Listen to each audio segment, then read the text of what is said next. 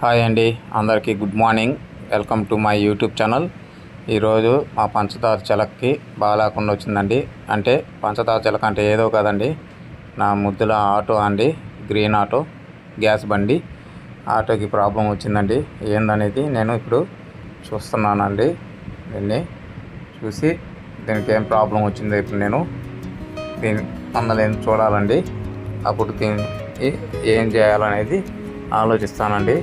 ఇది షోరూమ్కి తీసుకోపోవాలంటే ఒక రోజు లేదా 2 రోజులు పడుతుందండి. చూస్తున్నాను, చూడండి, మొత్తం చూశాను. ఇటువైపు చూస్తే ఇక్కడ రేడియేటర్ ప్రాబ్లంగా ఉన్నట్టుగా ఉందండి.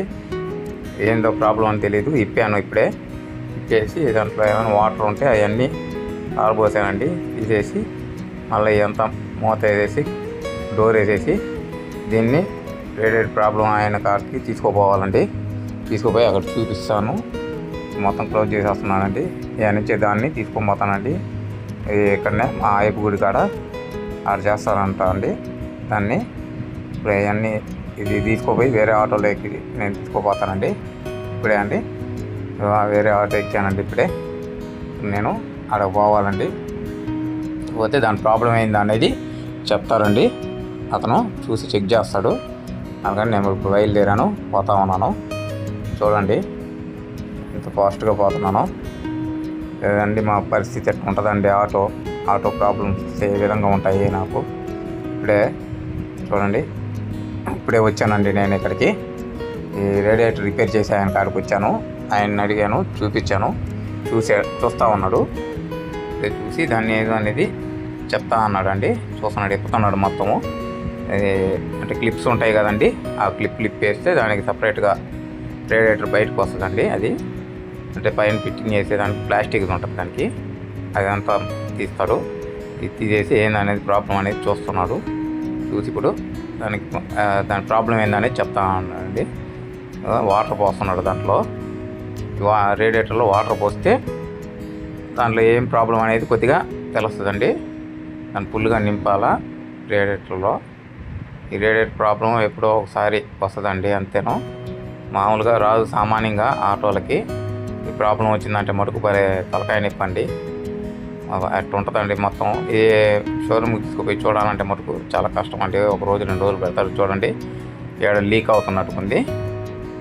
చూడండి, చెక్ చేస్తున్నాడు, ఏలు పెట్టి చూస్తున్నాడు. చూసాడు, లీక్ అవుతుందండి సన్నంగా. ఏదంటే మామూలుగా నీళ్ళు పోసాడు కాబట్టి సన్నంగా కాస్తుంది. దాన్ని ఇప్పుడు యాసిడ్లో వేస్తున్నాడండి. యాసిడ్లో వేసేసి అటు ఇటు తిప్పి దాంట్లో ఇంకా ఏమైనా మురికి గిరికి ఉన్న మొత్తం డస్ట్ అంతా బయటకు వచ్చేస్తుందండి. దాన్ని యాసిడ్లో ముంచిన తర్వాత ఇప్పుడు వాటర్ సర్వీస్ చేస్తాడు. మొత్తం ప్రెషర్ పెట్టి వాటర్తో బాగా కొడతాడండి. దాంట్లో ఉండే మురికి అంతా చూడండి ఎట్లా వస్తుందో. ఈ విధంగా వస్తుందండి. మొత్తము మట్టి గిట్టి డస్ట్ అంతా బయటకు వచ్చేస్తుందండి ఆ యాసిడ్లో ముంచగానే. మొత్తం యాసిడ్తో క్లీన్ చేస్తాడు కొద్దిగా. అంటే యాసిడ్ అంటే లైట్గా పెడతాడు, ప్యూర్ యాసిడ్ కాదు, నార్మల్ యాసిడ్. దాన్ని మొత్తం పెట్టి క్లీన్ చేస్తే దాంట్లో ఇప్పుడు హోల్లో నీళ్లు బాగా ప్రెషర్ పెట్టి కొడితే దాంట్లో ఏమైనా ఉన్నా కానీ బయటకు వచ్చేస్తుంది. మొత్తము అంతా బయటకు వచ్చేస్తుంది. చూడండి అట్లా వస్తుంది మొత్తం. తెల్లంగా కూడా వచ్చేసిందండి కొత్తగా. అంటే ఇప్పుడు దాంట్లో మామూలుగా మనకి ఇందాక చూసినప్పుడు ఒక్క హోలే ఉండింది కదండి. చూసిన తర్వాత ఎన్ని హోళ్ళు అనేది తెలిసిపోద్ది. దానికి చైనా గమ్ అంటండి ఇది మొత్తం కలుపుతున్నాడు. 2 వేసి కలిపి మొత్తం హీట్ చేస్తాడండి దీన్ని, రేడియేటర్ని. అంటే అతుక్కునేదానికి వెల్డింగ్ మాదిరిగా సేమ్ వెల్డింగేనండి. హీట్ చేస్తా దాన్ని పోస్తాడండి. చైనా గమ్ము బాగా పోస్తాడు. పూసిన తర్వాత దాన్ని హీట్ చేస్తూ ఉండాలా, లేదంటే ఊడిపోద్ది. ఆ హీట్ వల్ల దానికి బాగా కతక్కన అతుక్కోపోద్దండి. ప్రెషర్ బాగా అంటే లైట్గా ప్రెషర్ పెట్టి హీట్ చేస్తా ఆ గమ్మును పోస్తాడు. అంటే ఇంకప్పుడు ఓపెన్ కాదండి అసలు. ఎట్టున్నది అట్టే సేమ్ అట్టే అతుక్కోపోద్ది. ఇంక ఊడదు అది. సేమ్ వెల్డింగ్ మాదిరిగానే ఉంటుంది. అంతా ఒక్క బొట్టు కూడా పొరవగా లీక్ అవ్వదు.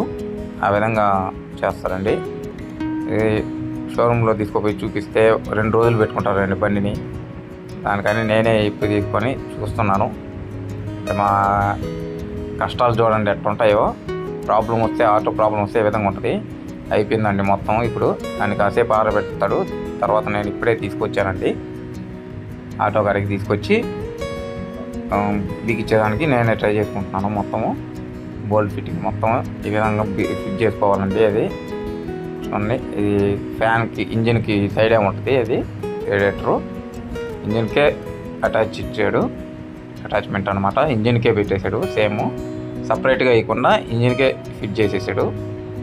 నేను ఇప్పుడు తీసుకుని నేను ఆ బోల్ట్ ఫిట్టింగ్ కూడా నేనే చేసుకుంటా ఉన్నానండి. సేమ్ ఇంకా షోరూంలో వాళ్ళు అయితే మటుకు దాన్ని ఇప్పి బిగించేదానికే 1.5 రోజు 2 రోజులు పెట్టేస్తారండి. ఈ బయట చేయించుకునే దానికి గ్యాస్ బల్బ్ అనేది బయట ఎక్కడ చేయరండి. అసలు చూస్తున్నారు కదా, బయట చేసే పని అయితే మాకు ఇంత ఇబ్బందులు ఉండవు. నేను అప్పుడప్పుడు షోరూమ్కి పోయి చూస్తూ ఉంటాను కాబట్టి వాళ్ళు చేసేది చూస్తుంటాను. నేను చూసినప్పుడు నేను ప్రాక్టికల్గా నేను చేసుకునేదానికి ఇది అవకాశం వస్తుంది కాబట్టి నేనే ప్రయత్నిస్తూ ఉంటానండి. చూస్తున్నారు కదా, ఈ విధంగా బోల్ట్ ఫిట్టింగ్ చేసుకుంటున్నాను. మొత్తం బోల్ట్ ఫిట్టింగ్ చేసుకుని 4 మూల బోల్ట్ ఫిట్ చేసి పైన డోమ్ వస్తుందండి. ఆ డోమ్ కూడా ఫిట్ చేసుకోవాలా. దానికి కొన్ని 4 బోల్ట్లు వస్తాయి. ఆ డోమ్ ఫిట్ చేస్తే ఏంటంటే ఆ రేడియేటర్ ఇంకా బయటికి రాకుండా ఓపెన్ లేకుండా ఉంటుంది. ఇప్పుడు ఏంటంటే దాన్ని మొత్తం టైట్ చేసుకున్న తర్వాత అప్పుడు కొద్దిగా దాంట్లో ఏమైనా కూలింగ్ ఆయిల్ పోసేదానికి మనకు అవకాశం ఉంటుంది. మొత్తం ఫుల్ టైట్ చేసుకోవాలా. ఫస్ట్ ఫుల్ టైట్ చేసిన తర్వాతే మనం కూలింగ్ ఆయిల్ అనేది పోయాలండి. ఎట్లుంటుంది మా బాధలు ఈ విధంగా ఉంటాయండి. నేనేదో వచ్చి రాని వాయిస్ ఇస్తున్నానండి. మీరు స్కిప్ చేయకుండా చూడండి. ఏమైనా ప్రాబ్లమ్స్ ఉంటే మటుకు నా కామెంట్ ద్వారా తెలియపరచండి ప్లీజ్. నా ఛానల్ మటుకు మీరు సపోర్ట్ చేయాలని నేను కోరుకుంటున్నానండి. చూడండి, ఈ విధంగా మొత్తం నేను ఈ స్పేర్ పార్ట్స్ కూడా నేను ఆన్లైన్ ద్వారా తెప్పించుకున్నానండి. అంటే అమెజాను, మీషో ద్వారా ఈ స్పేర్ పార్ట్స్ని తెప్పించుకుంటాను. ఈ స్పానర్లు ఇవన్నీ తెచ్చిపెట్టుకొని అప్పుడు నేను ఒక్కొక్కటి ఏదైనా మైనర్ ప్రాబ్లమ్స్ వరకే నేను చూడగలనండి. ప్యూర్ మొత్తం ఇంకేమైనా ప్రాబ్లం అయితే ఇంజిన్ ప్రాబ్లం అలాంటివి కానీ అయితే మటుకు షోరూమ్కే తీసుకుపోతానండి బండిని. అది తీసుకుపోయిన తర్వాత వాళ్ళు చూసి వాళ్ళు చేస్తారు. ఏమైనా కానీ వాళ్ళు చేసినా కానీ ఆ రోజంతా నేను ఆపేసుకోవాలండి. ఈ విధంగా బండి ప్రాబ్లం వచ్చిందంటే మటుకు 1 రోజు ఆపుకోవాల్సి వస్తుంది, లేదా 2 రోజులు ఆపుకోవాల్సి వస్తుంది. అట్లా రోజంతా ఇంకా ఉండదండి బండి తోలేదానికి నాకు.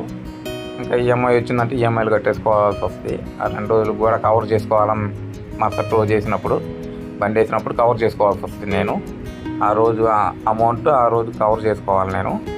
ఇప్పుడు దాంట్లో ఏంటంటే మొత్తం ఫిట్ చేసేసానండి బండికి. ఫిట్ చేసేసిన తర్వాత ఇప్పుడు నేను కొద్దిగా చూస్తానండి ఇంకా ఏమైనా ప్రాబ్లం ఉందేమోనని.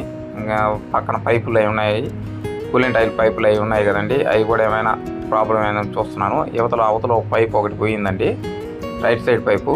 ఆ పైపు కూడా నేను మార్చేసాను, కొత్త పైప్ వేసేసాను. ఆ పైప్కి అంటే ఓవర్ హీట్ వల్ల దానికి లావ్ అయిపోయింది, అది ఉబ్బిపోయింది. కానీ అందుకని ఆ పైప్ కూడా మార్చేసేసాను. మళ్ళీ ఇంకోసారి ఏంటంటే చెక్ చేస్తున్నాను బోల్ట్ ఏమైనా లూజ్గా ఉన్నాయా లేదా అనేది. అంటే మరీ టైట్ చేయకూడదండి, కానీ కొద్దిగా మరి నార్మల్గా టైట్ చేసుకొని దానికి ఒకసారి చెక్ చేసుకుంటే మనకి కంఫర్ట్గా బాగుండాలి కాబట్టి, ప్రాబ్లం అనేది రాకూడదు కాబట్టి చూస్తున్నాను. చూసిన తర్వాత ఇప్పుడు ఏంటంటే దానికి అంతా ఫిట్టింగ్ అయిపోయిందండి.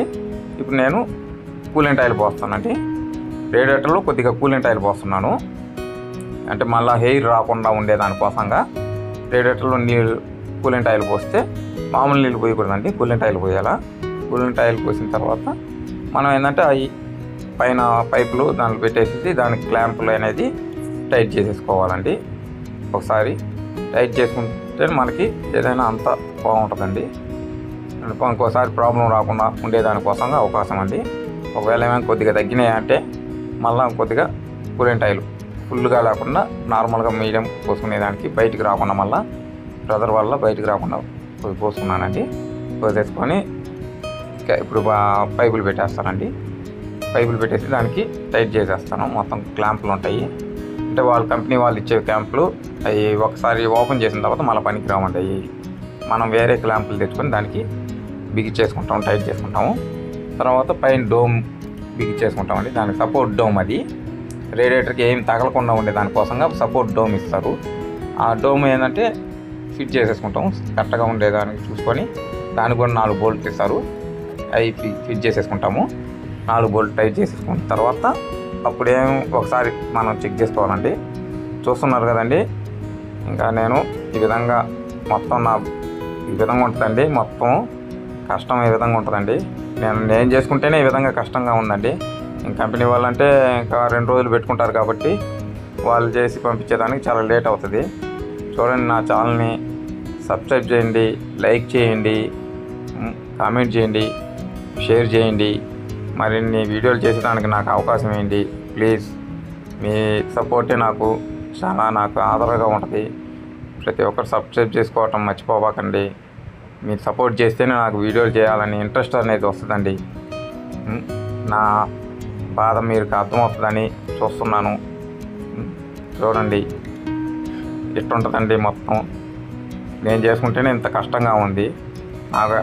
నేను ఫస్ట్ టైం ఇది చేసుకోవటం ఈ విధంగా. నేను చేసుకుంటుంటేనే నాకు ఇప్పటికే 6:30 గంట పట్టేస్తుందండి. అక్కడికి పోయి అది చేయించుకొని వచ్చి మళ్ళీ ఇది ఫిట్ చేసుకోవటం అంటే 1-2 సార్లు చెక్ చేసుకోవాలి. నేను చేసుకున్న తర్వాతే ఇదంతా ఇది అవుతుందండి. మొత్తం అంతా అయిపోయిన తర్వాత మళ్ళీ ఫిట్ చేసేసుకొని ఇప్పుడు ఒకసారి మళ్ళీ ట్రైల్ వేయాలండి. అంటే ఇది రేడియేటర్ సంబంధించింది ఏంటంటే ఏమాత్రం కొద్దిగా అయిపోయినా కానీ వాటర్ అనేది మళ్ళీ మొత్తం కొట్టేస్తుందండి బయటికి. వాటర్ లీకేజ్ రాకూడదు. ఆ లీకేజ్ వచ్చిందంటే మటుకు ఇంజన్ ఆగిపోతుంటుంది. ఇంజన్ ఆగిపోతే ఇంజన్ కూల్ అవ్వదు. దానికని చూడండి అయిపోయిందండి. ఇప్పుడు ఏంటంటే పైన కూలింగ్ ఆయిల్ డబ్బా వస్తుందండి. ఇది చిన్నది బాక్స్ మాదిరిగా, దాంట్లో కూలింగ్ ఆయిల్ పోసేసి ఇప్పుడు ఇంజిన్ స్టార్ట్ చేసేస్తున్నానండి. ఒకసారి చెక్ చేస్తున్నాను. చూడండి, స్టార్ట్ అయిందండి ఇంజిన్. ఇప్పుడు ఏమైనా ప్రాబ్లం వచ్చిందేమో అని చూస్తున్నాను. అంతా ఓకేనండి, పర్ఫెక్ట్గా ఉంది. ఇప్పుడు చూస్తున్నారు కదా, లైక్ చేయండి, హాయ్, సబ్స్క్రైబ్ చేసుకోవటం మటుకు మర్చిపోబాకండి. చూస్తున్నారు కదా, ఓకే అండి. ఇప్పటికి రెడీ అయిపోయింది బండి. ఈ రోజంతా ఈ పని అయిపోయిందండి నాకు. ఈ రోజుకి ఇంకా ఇదే, రేపటి నుంచి వేయాలి బండి. మరిన్ని వీడియోలు చేసేందుకు నాకు అవకాశం ఇవ్వండి. చూస్తూ ఉండండి. లైక్ చేయండి, షేర్ చేయండి, సబ్స్క్రైబ్ చేయండి. పక్కనే ఉన్న గంట సింబల్ని కొట్టండి గట్టిగా. మరి నోటిఫికేషన్లు మీకు వస్తాయి. ఓకే అండి, మళ్ళీ కలుద్దాం. Okay, bye.